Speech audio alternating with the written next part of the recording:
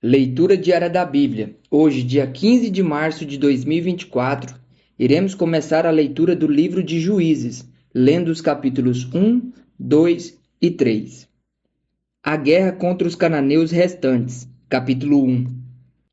Depois da morte de Josué, os israelitas perguntaram ao Senhor: Quem de nós será o primeiro a atacar os cananeus? O Senhor respondeu: Judá será o primeiro. Eu entreguei a terra em suas mãos. Então os homens de Judá disseram aos seus irmãos de Simeão: Venham conosco ao território que nos foi designado por sorteio, e lutemos contra os cananeus. Iremos juntos para o território. E os homens de Simeão foram com eles. Quando os homens de Judá atacaram, o Senhor entregou os cananeus e os ferezeus nas mãos deles. E eles mataram 10.000 homens em Bezeque. Foi lá que encontraram Adoni-Bezeque. Lutaram contra ele e derrotaram os cananeus e os ferezeus. Adoni-Bezeque fugiu, mas eles o perseguiram e o prenderam, e lhe cortaram os polegares das mãos e dos pés. Então Adoni-Bezeque disse: 70 reis com os polegares das mãos e dos pés cortados apanhavam migalhas debaixo da minha mesa. Agora Deus me retribuiu aquilo que lhes fiz. Eles o levaram para Jerusalém, onde morreu. Os homens de Judá atacaram também Jerusalém e a conquistaram. Mataram seus habitantes ao fio da espada e a incendiaram. Depois disso, eles desceram para lutar contra os cananeus que viviam na serra, no Neguebe e na Cefalá. Avançaram contra os cananeus que viviam em Hebrom, anteriormente chamada Quiriate Arba, e derrotaram Cesai, Aimã e Talmai. Dali avançaram contra o povo que morava em Debir, anteriormente chamada Quiriate Sefer, e disse Calebe: Darei minha filha Axa em casamento ao homem que atacar e conquistar Quiriate Sefer. Otoniel, filho de Kenaz, irmão mais novo de Calebe, conquistou a cidade, por isso Calebe lhe deu sua filha Axa por mulher. Um dia, quando já vivia com Otoniel, ela o persuadiu a pedir um campo ao pai dela. Assim que ela desceu do jumento, Calebe lhe perguntou: O que você quer? Ela respondeu: Dê-me um presente. Já que o Senhor me deu terras no Neguebe, dê-me também fontes de água. E Calebe lhe deu as fontes superiores e as inferiores. Os descendentes do sogro de Moisés, o queneu, saíram da cidade das palmeiras com os homens de Judá e passaram a viver no meio do povo do deserto de Judá, no Neguebe, perto de Arade. Depois os homens de Judá foram com seus irmãos de Simeão e derrotaram os cananeus que viviam em Zefate e destruíram totalmente a cidade. Por essa razão, ela foi chamada Ormá. Os homens de Judá também conquistaram Gaza, Ascalon e Ecrom com seus territórios. O Senhor estava com os homens de Judá. Eles ocuparam a serra central, mas não conseguiram expulsar os habitantes dos vales, pois estes possuíam carros de guerra feitos de ferro. Conforme Moisés havia prometido, Hebrom foi dada a Calebe, que expulsou de lá os 3 filhos de Enaque.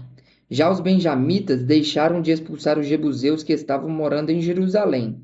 Os jebuseus vivem ali com os benjamitas até o dia de hoje. Os homens das tribos de José, por sua vez, atacaram Betel e o Senhor estava com eles. Enviaram espias a Betel, anteriormente chamada Luz. Quando os espias viram um homem saindo da cidade, disseram-lhe: Mostre-nos como entrar na cidade, e nós pouparemos a sua vida. Ele mostrou como entrar, e eles mataram os habitantes da cidade ao fio da espada, mas pouparam o homem e toda a sua família. Ele foi então para a terra dos Hititas, onde fundou uma cidade e lhe deu o nome de Luz, que é o seu nome até o dia de hoje. Manassés, porém, não expulsou o povo de Bet-Seã, o de Taanac, o de Dor, o de Ibleã, o de Megido, nem tampouco dos povoados ao redor dessas cidades, pois os cananeus estavam decididos a permanecer naquela terra. Quando Israel se tornou forte, impôs trabalhos forçados aos cananeus, mas não os expulsou completamente. Efraim também não expulsou os cananeus que viviam em Gezer, mas os cananeus continuaram a viver entre eles. Nem Zebulon expulsou os cananeus que viviam em Quitrom e em Naalou, mas antes permaneceram entre eles e foram submetidos a trabalhos forçados.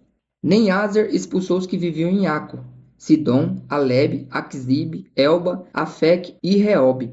E por esse motivo, o povo de Aser vivia entre os cananeus que habitavam naquela terra. Nem Naphtali expulsou os que viviam em Bet-Semes e em Bet-Anate, mas o povo de Naphtali também vivia entre os cananeus que habitavam a terra. E aqueles que viviam em Bet-Semes e em Bet-Anate passaram a fazer trabalhos forçados para eles. Os amorreus confinaram a tribo de Dan à serra central, não permitindo que descessem ao vale. E os amorreus igualmente estavam decididos a resistir no monte Heres, em Aijalon e em Saalbim. Mas quando as tribos de José ficaram mais poderosas, eles também foram submetidos a trabalhos forçados. A fronteira dos amorreus ia desde a subida de Acrabim até Selá, e mais adiante. O anjo do Senhor em Boquim, capítulo 2. O anjo do Senhor subiu de Gilgal a Boquim e disse: Tirei vocês do Egito e os trouxe para a terra que prometi com juramento dar a seus antepassados. Eu disse: Jamais quebrarei a minha aliança com vocês, e vocês não farão acordo com o povo desta terra, mas demolirão seus altares. Por que vocês não me obedeceram? Portanto, agora digo a vocês que não os expulsarei da presença de vocês. Eles serão seus adversários, e os deuses deles serão uma armadilha para vocês. Quando o anjo do Senhor acabou de falar a todos os israelitas, o povo chorou em alta voz, e ao lugar chamaram Boquim. Ali ofereceram sacrifícios ao Senhor. Desobediência e derrota. Depois que Josué despediu os israelitas, eles saíram para ocupar a terra, cada um a sua herança. O povo prestou culto ao Senhor durante toda a vida de Josué e dos líderes que sobreviveram a Josué e que tinham visto todos os grandes feitos do Senhor em favor de Israel. Josué, filho de Num, servo do Senhor, morreu com a idade de 110 anos. Foi sepultado na terra de sua herança, em Timnat-Heres, nos montes de Efraim, ao norte do monte Gaás. Depois que toda aquela geração foi reunida a seus antepassados, surgiu uma nova geração que não conhecia o Senhor e o que ele havia feito por Israel. Então os israelitas fizeram o que o Senhor reprova e prestaram culto aos Baalins. Abandonaram o Senhor, o Deus dos seus antepassados, que os havia tirado do Egito, e seguiram e adoraram vários deuses dos povos ao seu redor, provocando a ira do Senhor. Abandonaram o Senhor e prestaram culto a Baal e a Astarote. A ira do Senhor se acendeu contra Israel, e ele os entregou nas mãos dos invasores que a saquearam. Ele os entregou aos inimigos ao seu redor, aos quais já não conseguiam resistir. Sempre que os israelitas saíam para a batalha, a mão do Senhor era contra eles para derrotá-los, conforme havia advertido e jurado a vocês. Grande angústia os dominava. Então o Senhor levantou juízes, que os libertaram das mãos daqueles que os atacavam. Mesmo assim, eles não quiseram ouvir os juízes. Antes, se prostituíram com outros deuses e os adoraram. Ao contrário dos seus antepassados, logo se desviaram do caminho pelo qual os seus antepassados tinham andado, o caminho da obediência aos mandamentos do Senhor. Sempre que o Senhor lhes levantava um juiz, ele estava com o juiz e os salvava das mãos de seus inimigos, enquanto o juiz vivia, pois o Senhor tinha misericórdia por causa dos gemidos deles diante daqueles que os oprimiam e os afligiam. Mas quando o juiz morria, o povo voltava a caminhos ainda piores do que os caminhos dos seus antepassados, seguindo outros deuses, prestando-lhes culto e adorando-os. Recusavam-se a abandonar suas práticas e seu caminho obstinado. Por isso, a ira do Senhor acendeu-se contra Israel, e ele disse: Como este povo violou a aliança que fiz com seus antepassados, e não tem ouvido a minha voz, não expulsarei de diante dele nenhuma das nações que Josué deixou quando morreu. Eu as usarei para pôr Israel à prova e ver se guardará o caminho do Senhor e se andará nele como fizeram seus antepassados. O Senhor havia permitido que essas nações permanecessem, não as expulsou de imediato e não as entregou nas mãos de Josué. Capítulo 3. São estas as nações que o Senhor deixou para pôr à prova todos os israelitas que não tinham visto nenhuma das guerras em Canaã. Fez isso apenas para treinar na guerra os descendentes dos israelitas, pois não tinham tido experiência anterior de combate. Os 5 governantes dos filisteus, todos os cananeus, os sidônios e os heveus que viviam no monte do Líbano, desde o monte Baal-Hermon até Lebo-Amate.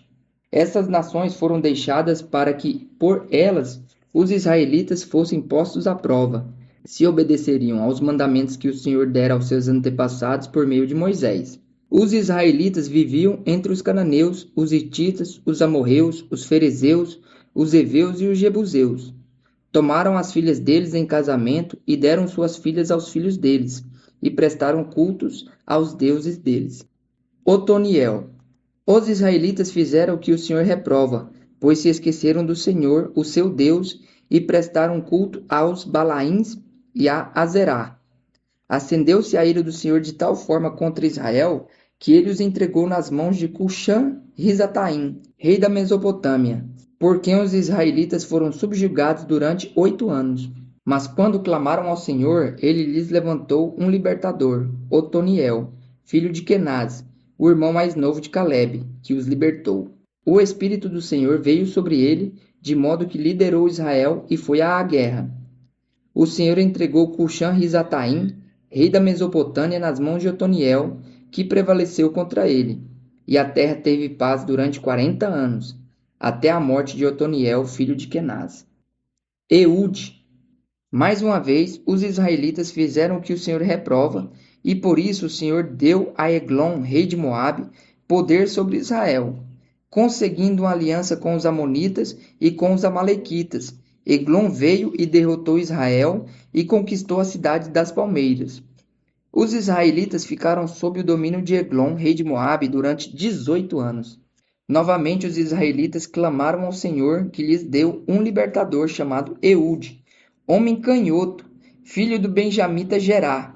Os israelitas o enviaram com o pagamento de tributos a Eglon, rei de Moabe. Eude havia feito uma espada de 2 gumes, de 45 centímetros de comprimento, e a tinha amarrado na coxa direita debaixo da roupa. Ele entregou o tributo a Eglon, rei de Moabe, homem muito gordo. Em seguida, Eude mandou embora os carregadores. Junto aos ídolos que estão perto de Gilgal, ele voltou e disse: Tenho uma mensagem secreta para ti, ó rei. O rei respondeu: Calado! E todos os seus auxiliares saíram de sua presença. Eude aproximou-se do rei, que estava sentado sozinho na sala superior do palácio de verão, e repetiu: Tenho uma mensagem de Deus para ti. Quando o rei se levantou do trono, Eude estendeu a mão esquerda, apanhou a espada de sua coxa direita e cravou-a na barriga do rei. Até o cabo penetrou com a lâmina, e como não tirou a espada, a gordura se fechou sobre ela. Então Eude saiu para o pórtico, depois de fechar e trancar as portas da sala atrás de si. Depois que ele saiu, vieram os servos e encontraram trancadas as portas da sala superior e disseram: Ele deve estar fazendo suas necessidades em seu cômodo privativo. Cansaram-se de esperar e, como ele não abria a porta da sala, pegaram a chave e a abriram. E lá estava o seu senhor, caído no chão, morto. Enquanto esperavam, Eude escapou. Passou pelos ídolos e fugiu para Seirá. Quando chegou, tocou a trombeta nos montes de Efraim, e os israelitas desceram dos montes com ele à sua frente. Sigam-me, ordenou, pois o Senhor entregou Moabe, o inimigo de vocês, em suas mãos. Eles o seguiram, tomaram posse do lugar de passagem do Jordão que levava a Moabe e não deixaram ninguém atravessar o rio. Naquela ocasião, mataram cerca de 10.000 moabitas, todos eles fortes e vigorosos. Nenhum só homem escapou. Naquele dia, Moabe foi subjugado por Israel, e a terra teve paz durante 80 anos. Sangar. Depois de Eude veio Sangar, filho de Anate, que matou 600 filisteus com uma aguilhada de bois. Ele também libertou Israel.